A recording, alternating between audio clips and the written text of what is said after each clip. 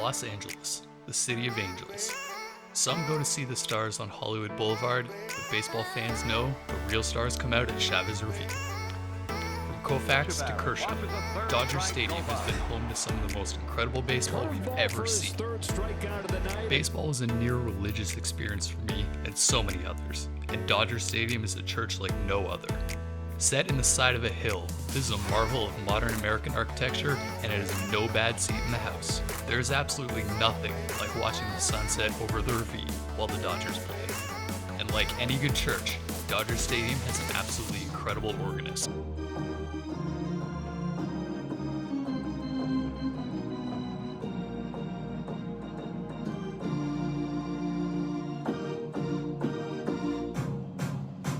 The city of Los Angeles has an incredible, diverse, and passionate food culture, so picking a single perfect dish to watch the game with is a near impossible task. So I picked the one that was the most personal to me. Nearly every time I went to a Dodgers game, as I went through beautiful Union Station, I stopped to grab a French dip sandwich from Philippe the original. This old school deli has been serving sandwiches since 1908, and at its current location since 1951.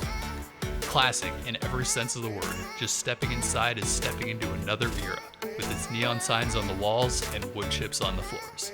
The place is always packed, and before a game, it's always packed with Dodgers fans. French dips can be made with any type of meat, but the most famous version is with beef, so that's what we're going to make. Grab yourself a nice cut of chuck roast, around 3 to 5 pounds. This is a recipe where having a nicer cut of meat is going to make a difference, so if you can afford it, I recommend going to your local butcher. After cutting the strings off the roast, grab some salt and thoroughly massage it all over into the roast. Heat up a cast iron pan on medium-high heat and sear the roast on all sides and then set it aside to cool. Next, we'll make our spice rub. In a bowl, mix together 1 teaspoon salt, 2 teaspoons pepper, half a teaspoon sage, half a teaspoon cloves, half a teaspoon nutmeg, and half a teaspoon of thyme. Mix that all together and rub it all over that roast, giving a little bit of that California love. Next, start cutting up your vegetables. I use 3 stalks of celery, 3 carrots, 1 onion, and 6 cloves of garlic, all with rough chops.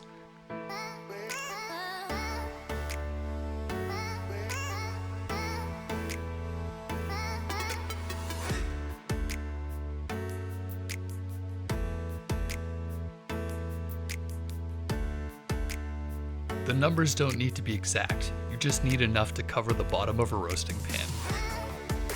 Boil 2 cups of water and dissolve in a beef bouillon cube. Pour that mixture along with 4 cups of chicken broth into your roasting pan. Set your oven to 250 degrees and put the meat in for about 2 to 2.5 hours, cooking to an internal temperature of 150 degrees. Once that's done, take the meat out of the pan and let it rest. Pour the vegetables and the juice from the roasting pan into a large pot and let that simmer for about 20 to 30 minutes. In the meantime, slice up your beef as thinly as possible. Make sure to hold on for dear life while your beef tries to run away from you.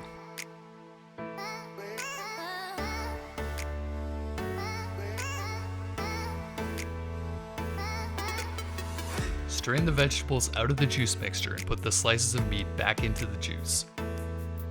You can let the beef soak overnight to let it get even more tender, or if you can't wait, just start serving right away. For our buns, you're looking for something firm and flaky. Cut the bun in half and dip both sides of the bun into the beef juice. Top your French dip with a generous amount of meat.